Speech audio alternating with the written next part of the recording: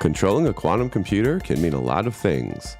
For Q-Control, it includes better error correction and tools to help improve the performance of algorithms by a factor of 9,000 times. It also means having a strong educational environment to help solve the talent shortage facing the industry. Find out more about this quantum control engineering approach in this episode of the Post-Quantum World. I'm your host, Konstantinos Karagiannis. I lead quantum computing services at Protiviti, where we're helping companies prepare for the benefits and threats of this exploding field. I hope you'll join each episode as we explore the technology and business impacts of this post-quantum era.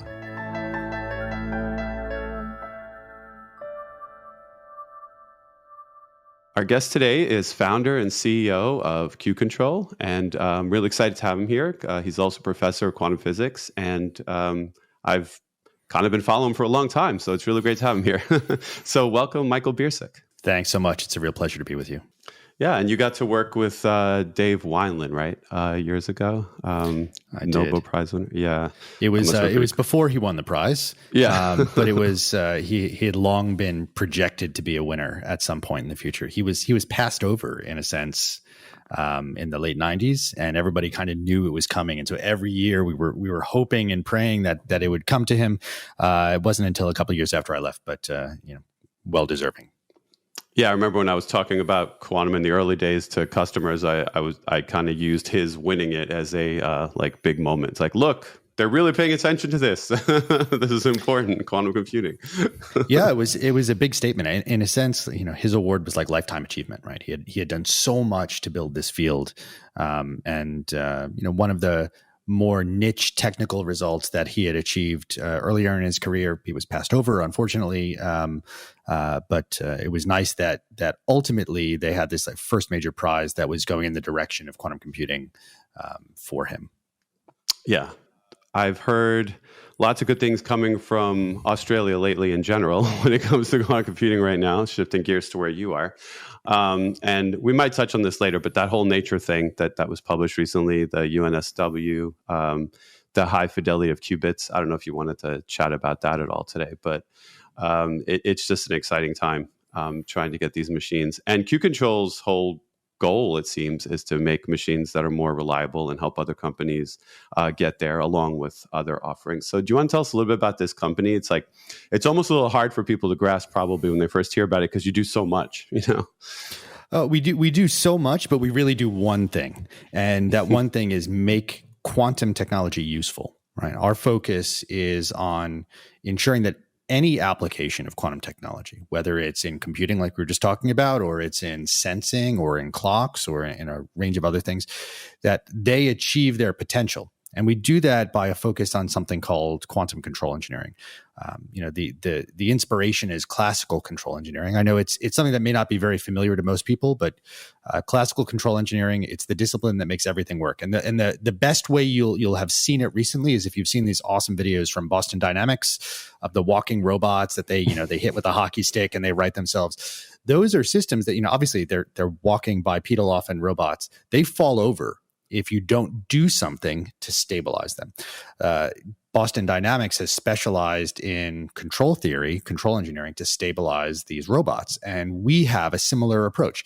We use control theory in quantum systems and systems that obey the rules of quantum mechanics to stabilize them against all the sources of noise and error and disturbance that tend to break the technology, right? This really is the Achilles heel of everything quantum, whether in computing or other applications. The hardware is very fragile.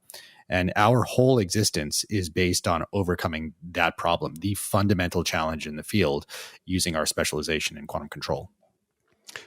The goal of that kind of control, when you get right down to the qubit level, do you view it as ultimately avoiding as much error correction as possible, like trying to get these to work? Well, I mean, we take a very holistic approach, right? That people will have heard this phrase before, quantum error correction, or may have heard this, and I think it's worth saying what it is in order to explain how, what our contribution is in this field. Quantum error correction is a mathematical premise that comes from the earliest days of our field, quantum computing. And it really says that if you are able to build sufficiently big systems that perform sufficiently well, you can use this special algorithm called quantum error correction to identify and then repair any hardware errors. The zeros become ones in simple language, and similarly. Now, that's pretty amazing, and a lot of the work that's gone on in the field has been on trying to improve the so-called encoding technique, the way you protect the information against perturbation, and make it so you can read out errors but not destroy the information. Like, that's the trick in quantum error correction. But that's the trick mathematically. The trick practically is how you make it such that quantum error correction actually gives you a benefit. Right now, it does not. All the different bits and pieces of it have been demonstrated, but every single one of them makes things worse. Right? That's the problem right now.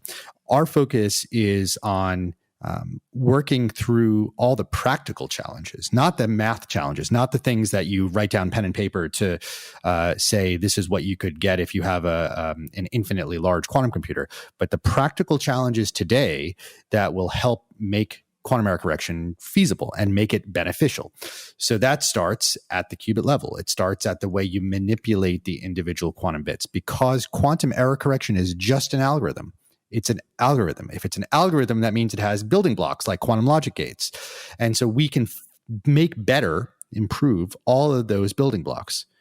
But then the process through which this algorithm corrects errors is just feedback control. Now, that again may not be a very familiar term, but the meaning of it is very familiar. If anybody's driven on the road and you use cruise control so you can take your foot off the accelerator when you're on the highway, cruise control is feedback stabilization, right? There's a little device that measures how fast you're going, compares it to a speed that you set, a target, and then either accelerates or decelerates based on whether you're going slow or fast, right? That's feedback control.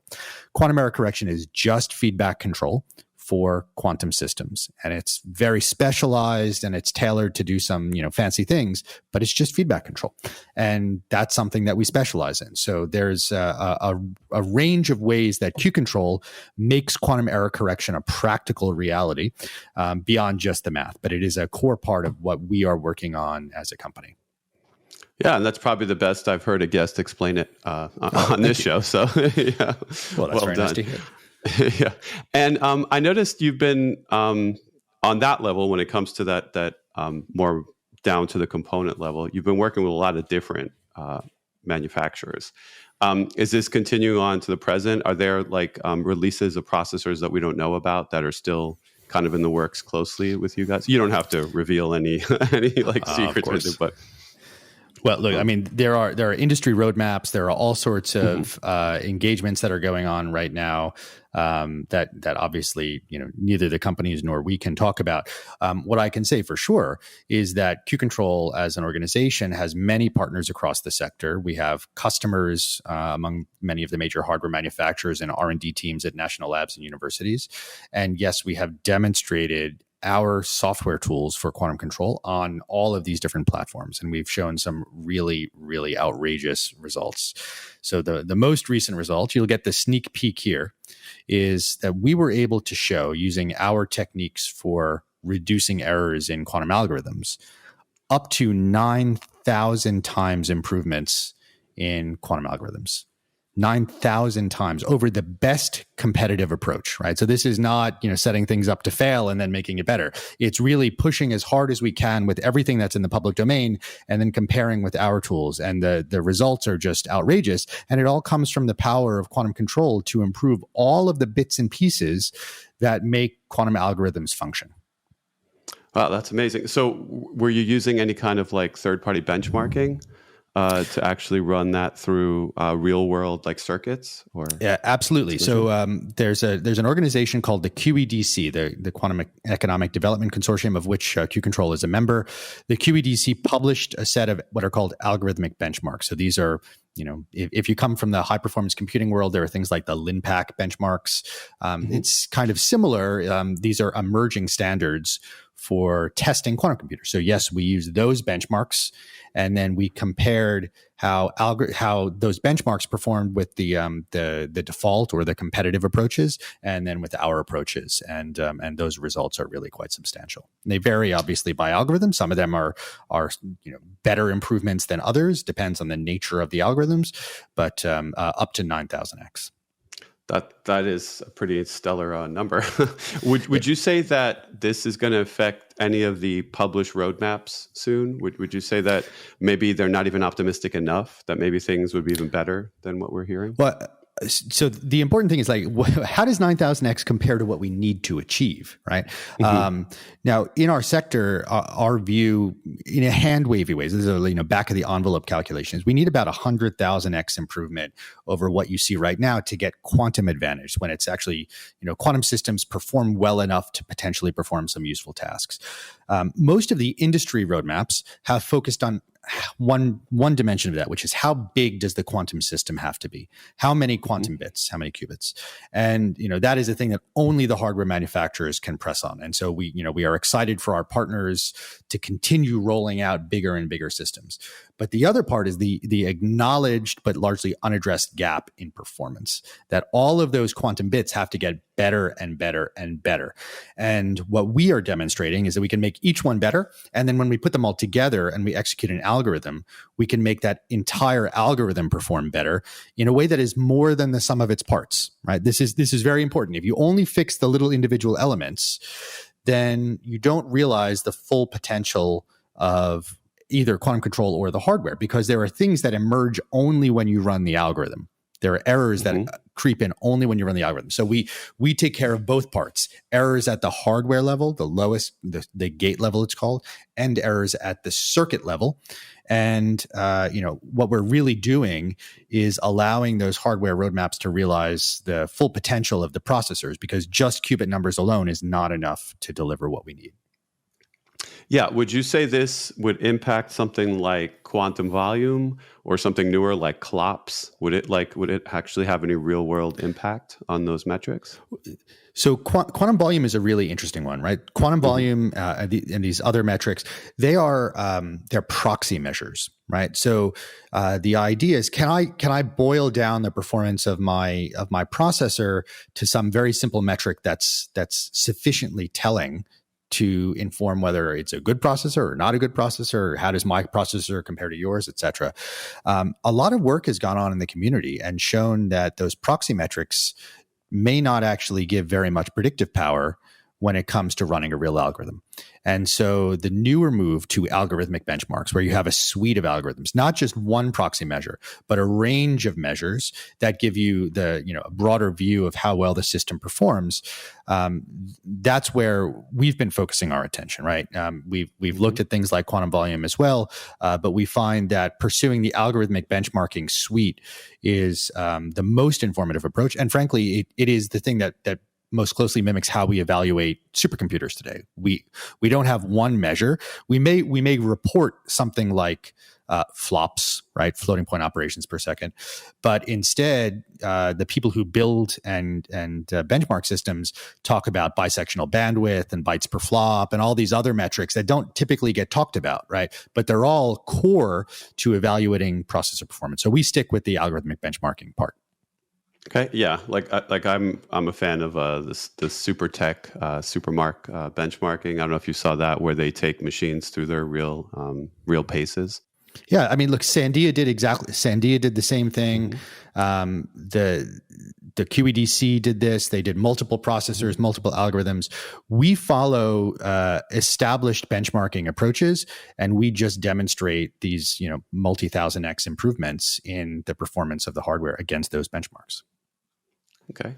For example, taking one of your customers, so you have IBM. Are you currently working then on like their 1100 qubit machine with them? Are there any like final tweaks that are going into that roadmap? Because obviously we just had 127 and we're going into the 400 range. And I don't know if you could talk about anything like that, but is there like a part of that development process where Q control comes in and helps it come to fruition? We have a different kind of relationship with IBM. We're a user of their systems and a member of the IBM Q or IBM Quantum Startup Network. We engage with them in joint go-to-market and the like, but we are not working on their behind-the-curtain machines. We have other partners with whom we do that kind of work, but you might understand I also can't talk about that. Yeah. No, I was curious. Yeah. And when it comes to moving out of benchmarking and into the other areas you do, I know one of your first products was Black Opal. So do you want to talk a little bit about that? Because that's a very different kind of piece of the puzzle, right? Sure. It sounds very different at first, but then when you take a step back and look at our whole business, I think it makes a lot of sense strategically. Black Opal is a product where we did a soft launch in November last year. We are going to full retail launch in approximately March this year. It is an edtech tool. It is a tool that uses a highly visual interface and really well-constructed animations and interactives in order to teach people quantum computing, to go from zero to programming real quantum computers. And the target market includes students, software developers, executives, analysts, investors, anybody who really wants a strategic advantage in terms of knowledge, to take them well beyond the very good but rather superficial YouTube videos that are out there to an actual practical understanding of how these systems work. We sometimes refer to it, it's like the Duolingo of quantum computing. And one very important thing about it is that it's made by real professionals, right? So obviously that comes on the product side. We have fantastic product engineers making it. That's why the reviews have been so outstanding in terms of the interface and the graphics, but also real experts on the content. A lot of the content is developed by a guy named Chris Ferry, who wrote a very popular book called Quantum Physics for Babies. He's fantastic at explaining very complicated ideas, but he also is, he's a professor in quantum control. And so he has the same depth of expertise that all the other technical members of our team have, which means that the content we're delivering it's not like what you find in a lot of the popular or lay press, where it tends to be very superficial and often kind of wrong. We're able to distill very complicated ideas to simple, digestible, modular bits of material, but always have it deeply insightful and driven by experts in the field. Does this have any particular operational system that it follows? Does it try to get you to be a Qiskit programmer in the end, or any kind of end goal like that, or does it stay out of the particular language? How far up in the abstraction layer? Yeah, we avoid those frameworks. Okay. We find that the frameworks change a lot. And frankly, there is no standard. Qiskit is very popular. No, there isn't. but it is not a standard, and Qiskit changes frequently. So we took the approach of saying we're going to teach you from the basic physics up to something called an intermediate representation. The language happens to be called QASM or OpenQASM. It's a representation for the individual operations that you would encode that you would program on a quantum computer. So you have a gate, you may say C0 1 2 or something like that for C0 gate between two qubits.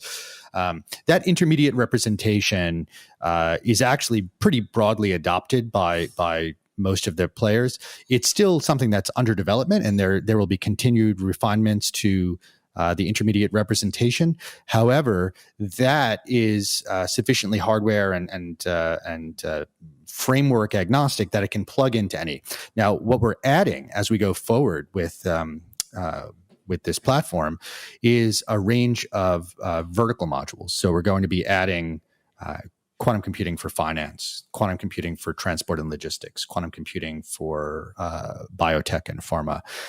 Still, those are a little bit agnostic of the programming framework, because we think it's important that people learn the fundamentals in a way that is not tied to one particular platform. Now, we're very happy to help people learn those other platforms as well.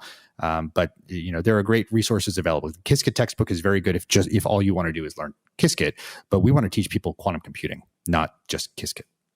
Yeah. There have been some attempts to make like languages that are supposed to be a little more agnostic too, and like Silk is one, I guess, and now there's Twist that's supposed to be more aligned with like traditional programming. Yeah, there'll be a new one by the time this airs, I'm sure. So No, there are great here. efforts, and I think there's no doubt that in the medium or long term, those will prove very, very valuable in broadening the range of people who can take advantage of quantum computing.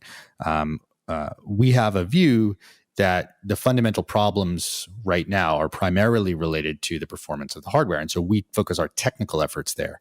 Now, so we talked before, like, Black Opal looks different than these technical products that we offer. Why is that? It's because we found that there are many, many more people who come to us and are not sufficiently knowledgeable about the technical details of quantum computing to leverage some of our more technical tools, or frankly, to just leverage access to quantum computers, right? They're just not ready. And in order to expand the market and ensure that as many people as possible are taking advantage of this totally new computational paradigm, we wanted to build something that would facilitate the entry of everybody from software developers and students through to investors and executives to facilitate their pathway into the sector. And so for us, it's a feeder into our more technical algorithmic enhancing performance tools. But it's also a great segue for anybody who, for instance, wants to get a job in the quantum industry and ends up working with a hardware manufacturing tool and manufacturing group and wants to use our more technical low-level tools as well.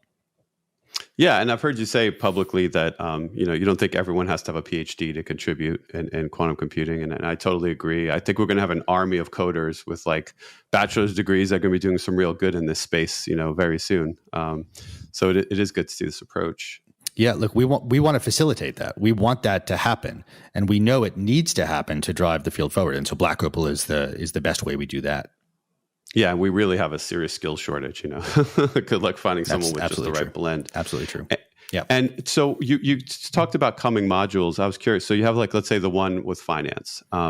Would that take the form then of explaining the use cases, like going into each one of them with like examples? Like, portfolio optimization, things like that.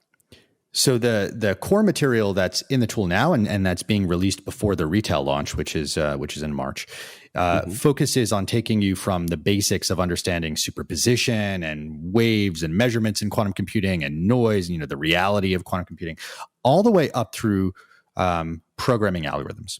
So we teach you about circuits. We teach you what's happening in the circuits. We teach you algorithmic primitives. And then we teach you, like, here's how you code in this chasm sense, open chasm, intermediate representation. The next part that follows is, well, what are the use cases? And can we teach those use cases in a manner that is similar to what we've done with the fundamentals of programming quantum computers, of understanding how circuits work, et cetera? So indeed, we're in the discovery process right now for exactly what's going to be in those vertical modules. We've identified some partners with whom we may be bringing them forward, but the objective is to showcase not only how quantum computers work in those fields, but what is the relevance? What are the problems that people care about where quantum computing can potentially give a benefit? We want to give those holistic but tailored, if you will, viewpoints on those vertical markets. Yeah, that's something I'm looking forward to seeing, what you do in that finance space too. And so you said in March, this is going to really be retail ready. Do you want to talk a little bit about how people access Black Opal in general? Like that would be in March, that they'll be able to buy a subscription, I guess? Well, you can buy a subscription right now.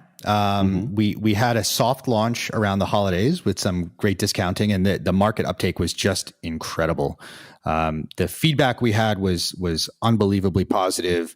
We know there are universities who are using this in their courses already. It's not even in retail launch. It's in public beta effectively, and there are universities that are using it in their courses.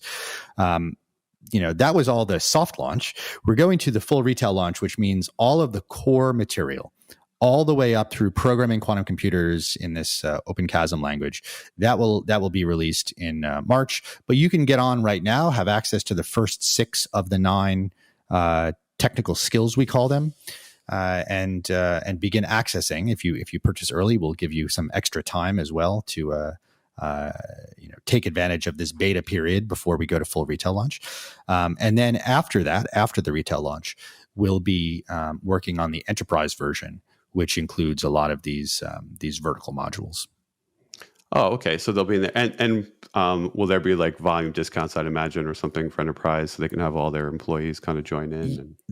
That's right. So the enterprise version of the tool, instead of like, an individual signs up on the retail platform and just goes to town, there will be user management. There will be centralized tracking of accomplishment, moderated community access, also potentially learning management system integration. All the things that you would expect from an enterprise system. And yes, of course, it is structured around volume. It is structured around an organization having a large number of seats available rather than an individual purchasing a seat for themselves. Yeah, and I'm going to have a link in the show notes, and obviously now's the time. Like you said, we're basically by the time this airs, it'll be weeks away. So that's right. It's qcontrol.com, and all you do is look on the product page for Black Opal, and you can sign up right now. And there's a free version. So if you're unsure, go in right now, and you can play around with a range of the modules that are accessible, totally free. And we hope that you'll upgrade because you'll love it so much. Yeah, and because you're teaching with this sort of modular approach and not committing to a language, are there any plans on one day having like a Q-Control product that lets you do that same thing and have it be translated to different back-end targets, like work with algorithms and then, ta-da, push it out to a machine? Well, quite interestingly, the core technical result that I was talking about before, this multi-1000x performance boost, that is achieved with a pre-release tool that we've built. That tool is called FireOpal. FireOpal is designed for quantum computing end users. So the people who are developers, write algorithms for quantum computers, or application specialists, right? Maybe you're just a user of quantum computing in a data science role or something like that. The workflow is very simple. You just put in your algorithm, we compile it, and we'll pass it to the backend that matters, and then we give you the best possible answer out. And that answer may be up to 9,000 times better based on what we've demonstrated previously relative to competitors. So this is a really, really simplified workflow. It has, there are aspects of that look like what are called cross compilers, right? We're not building a cross compiler, but you more or less have to make that functionality in the background. Mm-hmm. The real technical advance here is what's called error robust compilation. So we have a specialized approach to compiling that reduces errors in the execution of the algorithm. And that is what gives some of these enormous benefits. So anybody who wants it should get in touch. And we're currently in a private alpha. So we are interacting with a handful of customers doing technical demonstrations. If you have algorithms where you'd like to get better performance, then please get in touch. And we'd love to talk. Yeah, so look at that. This is literally, you heard it here first, right? Because you can't find this too often mentioned. So FireOpal will be available now, like you can get a private kind of alpha going. That's... Right now it's private. Just get in touch. And if you have an algorithm, we'd love to work with you to do a demonstration of how much benefit can be achieved. Yeah, I might get in touch myself. All right. Sounds good. Where I was doing things like that. And do you then take it right down to the, like, let's say pulse control level on a particular machine? It's like, that's what's happening. All of that is done invisibly to the user. The user needs no knowledge of any of that. The user will say, okay, here is my algorithm. Here is my specialist version of, QAOA, an approximate algorithm for optimization, or for quantum Fourier transform, or for Bernstein-Vazirani, whatever it is. All you do is you provide that in a simple intermediate representation that's widely used in the community. And then we will compile it. We will add error robustness. We will optimize all the quantum logic gates automatically with our AI agents across the entire quantum computer, something we've demonstrated already.